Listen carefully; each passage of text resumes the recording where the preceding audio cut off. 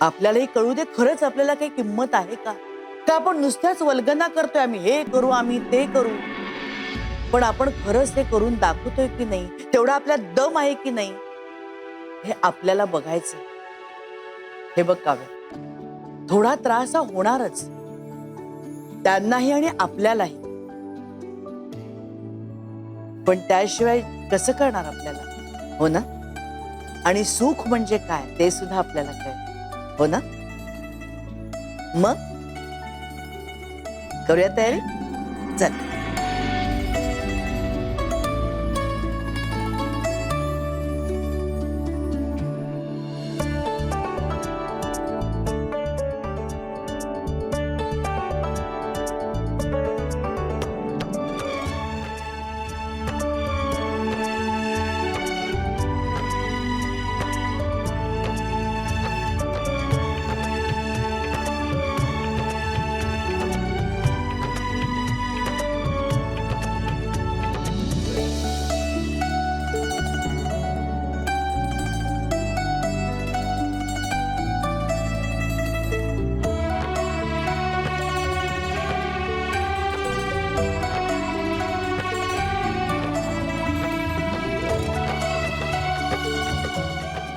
किती सुंदर.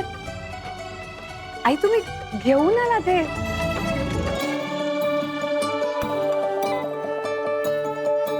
एक मिनिट हा, आलेच मी.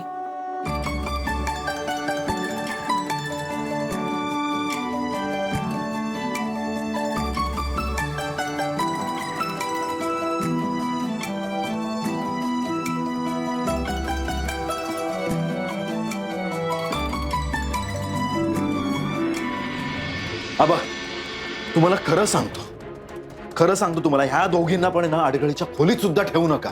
सरळ त्यांना घराच्या बाहेर काढा. घराच्या बाहेर पडतील ना तेव्हा त्यांना अक्कल येईल. अहो, ही काय पद्धत झाली का? हा, सांगा ना मला. सगळं काव्याने बिघडवलं, सगळं काही काव्याने बिघडवलं. पहिल्या दिवसापासून नाटकं करते पोरगी ही. तुम्हाला सांगतो ना, ही मुलगी आपल्या राज पाटील घराण्याची सून होण्याच्या लायकीचीच नाहीये. आणि मेन म्हणजे आपली सुभद्रा काकी, हा, ती गोड होती हो. नजर वर करून कोणाशी बोलायची नाही. आणि आता बाहेर बघा ना, अण्णांना कशी तडतड बोलून गेली ती. वर काव्या, रितेश काव्याला बोलला होता की अण्णांची सरळ माफी माग म्हणून, पण नाही, सरळ नाही म्हणाली. काय चाललंय? नाही आबा प्लीज तुम्ही या दोघींना घराच्या बाहेर काढा. काव्याला तर काढा. आणि सुभद्रा काकूला पण जर पुळका असेल ना तिचा, तर काकीला पण सरळ घराच्या बाहेर हाकलून द्या. जाऊ देत घराच्या बाहेर तील. अरे खोड्या, नुसता वाढलायस तू. अक्कल तुझी अजूनही गुडघ्यातच आहे. अरे अरे अरे खरंच ते घर सोडून गेले असते तर चितू झाली असती समाजात आपली. लोक फुंकले असते राज पाटलांवर. तर अडगळीच्या खोलीत गेलेत ना, राहून द्या त्यांना तिकडेच. आणि हे बघ नारायणी, ही बातमी कोणालाही बाहेर कळता कामा नये. जा तिथे आणि तुझ्या त्या लाडक्या सुनेला समजावून सांग आणि घरी घेऊन ये. मला तमाशे नकोय.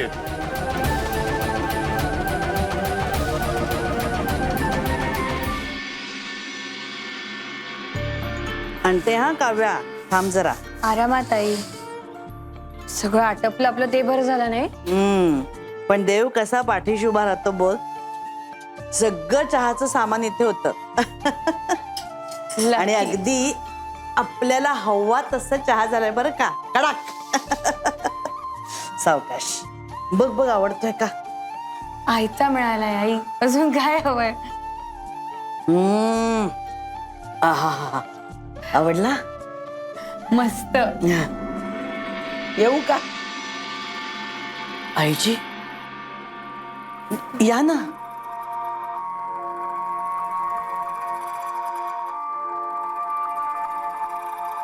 आईजी बसा ना, बसा.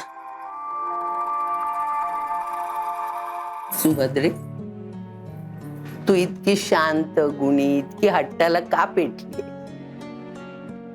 चल, सोडा वेडेपणा आणि घरी परत चल.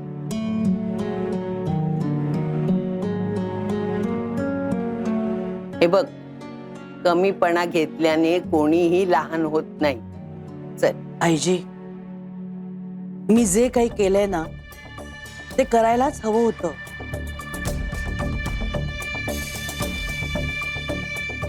आईजी, त्याशिवाय आपल्या घरात सुख नाही येणार.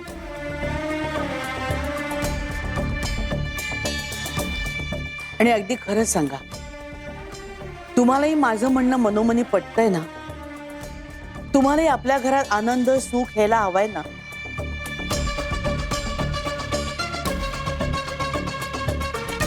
आई प्लीज, आता आईजीला पण तुझ्या नादी लावू नकोस प्लीज.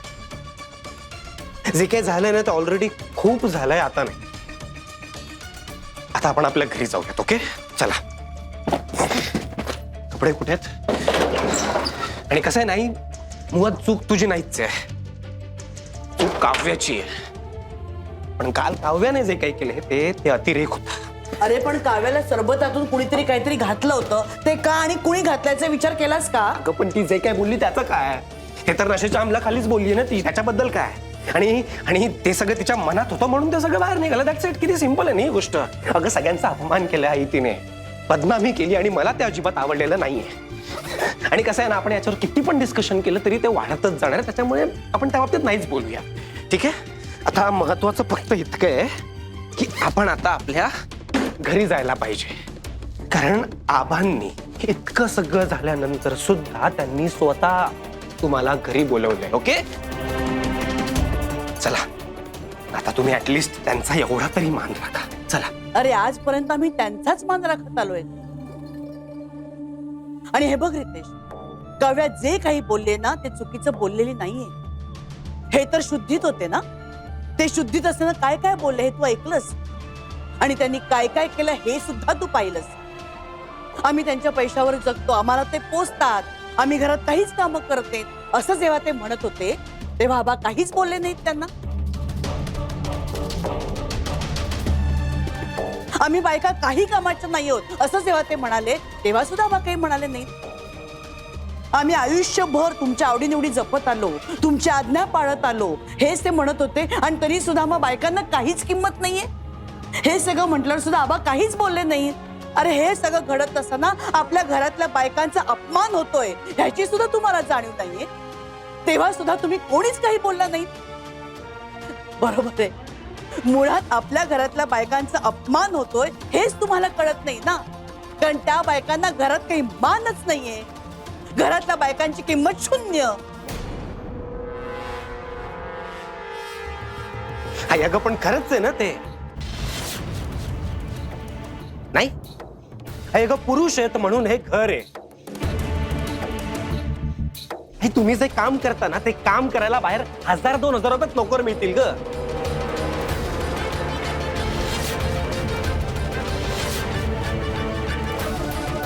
काय काय बोललास तू? Nitish, I can't believe it. तू हे बोलतोयस? आय थिंक तू भानावर नाहीयेस. भानावर तू नाहीयेस काव्या. तुला कळते तू काय बोलतेस आणि काय वागतेस ते? अगं मला दोन्ही बाजूनी बोलणी ऐकावी लागते, आणि तुला त्याची काहीच पर्वा नाहीये. असती ना तर अशी वागली नसतीस तू. आणि मला सांग, मी काय चुकीचं बोललो का? सांग ना, काय चुकीचं बोललो? करेक्ट बोललोय मी. अगं जे काय तुम्ही कामं करता ते कामं करायला बाहेर नोकर मिळतात ना. मग जा आणि ठेवा नोकर हवे तेवढे, आणि बघा घराचं घर पण राहतंय का.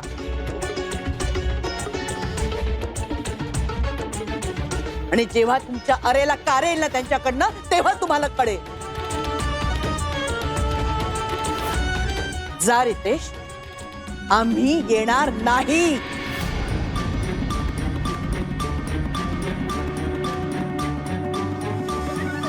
आई सिरियसली?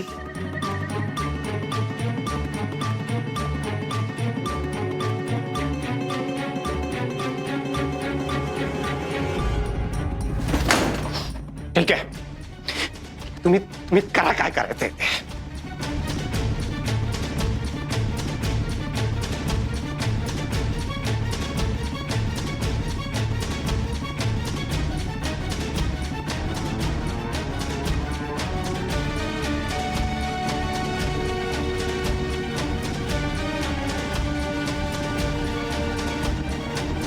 सुभद्रे,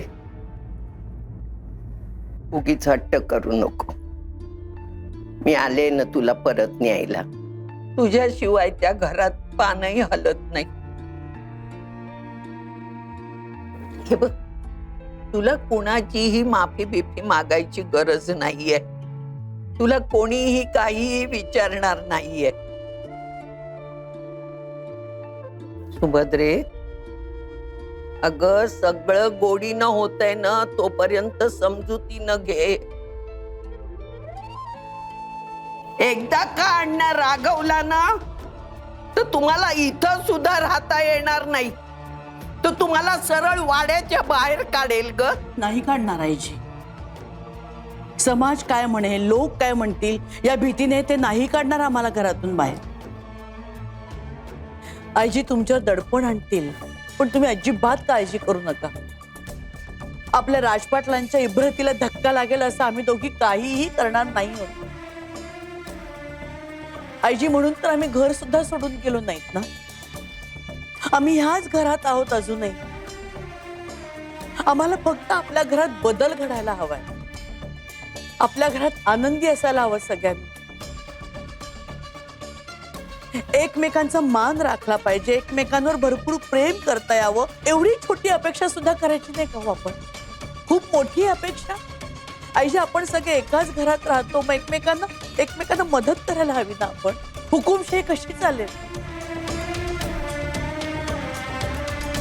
आणि आता तर त्याने आम्हाला मुळे आव्हानच दिले ना. आमची किंमत काय ते दाखवून द्यायला. मग पेलू दे ना आता आम्हाला ते आव्हान. आमचा स्वाभिमान आम्हाला सार्थ करायचंय. तर स्वाभिमान वगैरे मोठेपणा दाखवायचा आहे ना जगाला तुम्हाला. हा जाऊ दे.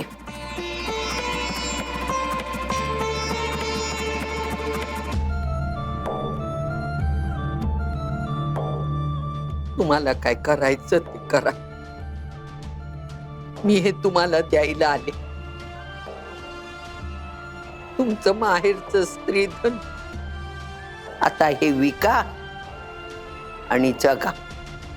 मी काहीही बोलणार नाही. आणि अशाच परत आलात ना तर पायावर नाक घासायला लावीन मी.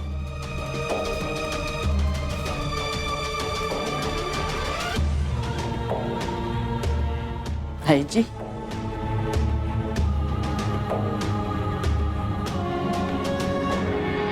किती गोड आहात तुम्ही.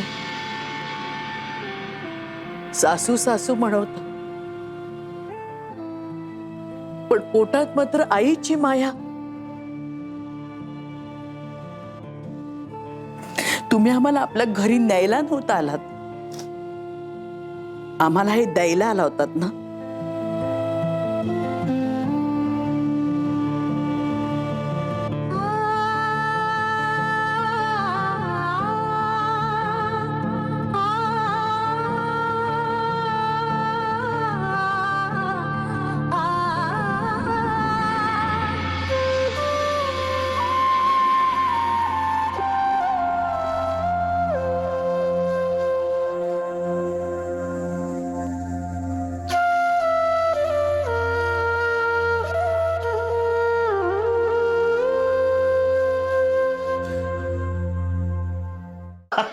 काय दिवस होता आई आजचा.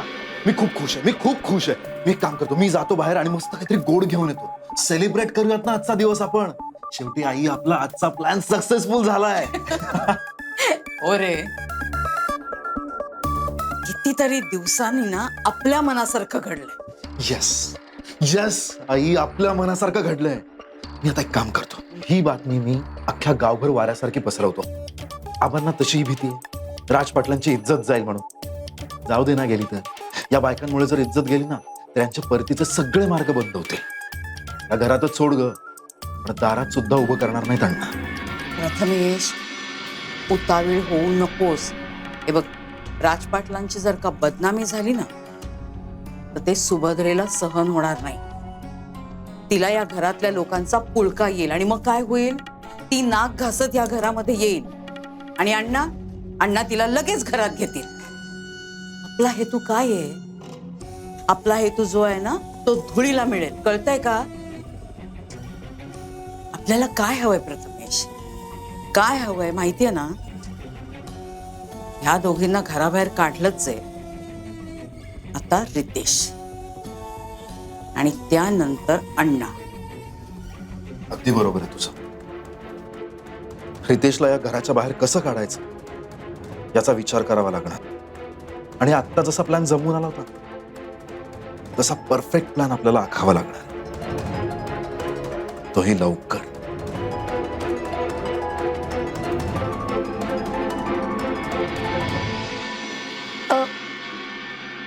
काय ग, एवढं पोट भरेपर्यंत काय खाल्लंस तरी काय? म्हणजे इतका सॉलिड आयटम केलाय म्हटल्यावर पोट आधीच भरलं ना जेवायच्या. आयटम हा, म्हणजे ते पदार्थ केलाय पण इतका जबरदस्त आहे. मी तुम्हाला वास वगैरे येत नाहीये का? हा, घमघमाट सुटलाय घरभर नुसता. चल चल चल चल, मला ते लवकर काय. फक्त ना साजूक तुपाची कमी आहे. चल चल, ताट घे लवकर, दे, मला भूक लागलीये. लगेच घे. प्रणाली ताई, हे काय तुम्ही दोघी मला न सांगताच इथे निघून आलात ना? पण काय सॉलिड टेरिंग केलं होतं काकी तुम्ही? माझा तर विश्वासच बसत नाहीये. नाही म्हणजे काव्या असताना असं डेअरिंग करूच शकता? हो चला मग आता तुम्ही करताय. ही नाही नाही आता नाही हा, हळूहळू. पण मला खूप मजा येते. पण प्रणाली, आम्ही दोघी इथे आल्यामुळे घराचा सगळा भार तुझ्यावरच पडला असेल नाही ग? हो काकी, पण ते जाऊ दे ना. मी तुमच्यासाठी डब्बा आणलाय, तुम्ही खाऊन घ्या बघू थोडं. ठीक आहे, थोडं थोडंसं खाऊन घ्या. चला. प्रणाली, मला आधी सांग. मला माहित होतं इथे काहीच नसेल म्हणून मी डबा घेऊन आले. हो, पण मला आधी सांग, आम्ही जे काही केलंय ते तुला कळलंय ना, पटतंय ना? हो. मग तुला हेही पटेल की हा डबा आम्ही घेऊ शकत नाही. काकी हे बघ, मला मान्य तुला आमची काळजी वाटते, पण अगं आता तर कुठे सुरुवात केली आहे घर सुंदर करायला. सगळ्यांनाच त्रास होणार आहे, होतोय, पण याचा शेवट मात्र गोडच होणार आहे. अगं सगळ्यांनी एकमेकांच्या जवळ यावं म्हणून तर आम्ही घरापासून लांब झालोयत ना. आणि हा बदल नक्की होईल. हा बदल जितक्या लवकर होईल ना तितक्या लवकर आम्ही घरी परत येऊ. हो काकी, मला सगळं पटतंय, पण तुम्ही उपाशी राहणार आहेत ना हे मला पटत नाही. अहो आम्ही उपाशी कुठे आहोत प्रणाली ताई. इतका मस्त एकदम सॉलिड पदार्थ केलाय आम्ही, ते बघा. ओ नाही आई, तुम्ही उघडून दाखवा त्यांना, त्यांना विश्वासच बसत तुझा आमच्यावर विश्वास नाही का? ये ये, हे बघ, ही बघ खिचडी बघ. काकी अहो तसं नाहीये. तुम्ही जेवणार आहेत ना, मग झालं तर मला एवढंच हवं होतं. पण काकी तुम्हाला काही लागलं तर मला नक्की सांगा. मी तिकडे असले ना तरी मनाने मात्र तुमच्या जवळच आहे. हो नक्की सांगेन, पण तू आधी इथून निघ बघू. तुझ्या सासूला कळलं ना तू इथे आलेस, अखंड तांडव करेल ती. आणि हे बघ, उगीच कशाला आपण आगीत तेल ओतायचं, आधीच घरात किती टेन्शन आहे. जा बघू, पळ पळ. हो हो मी जाते, पण तुम्हाला काही लागलं तर मला नक्की सांगा. येते. काळजी घ्या, बाय.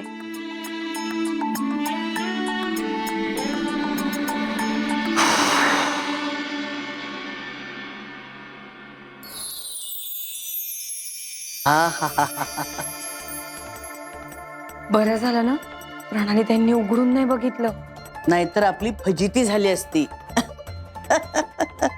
हे पण नाव मात्र मस्त ठेवलंयस हा, पाणी खिचडी. ज्यात डाळ नाही, तांदूळ नाही, मीठ मसाले नाही, पण तरीही एक नंबर खिचडी. ओ मस्त आहे ना. काय चव आहे म्हणून सांगू. साजूक तूप हवं होतं की नाही? हो ना, हो ना. हरकत नाही, पुढच्या वेळी. हाय ग.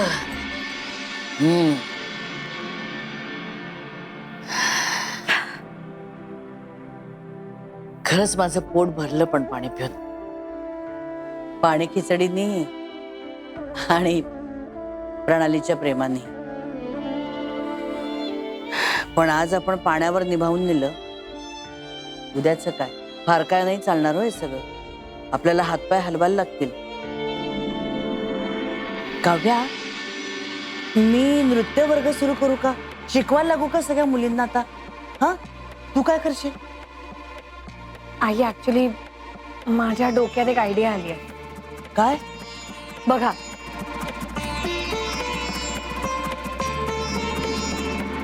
हे बाई नाही ग बाई, हे असलं काही नाही हं मला जमणार. आई का नाही जमणार?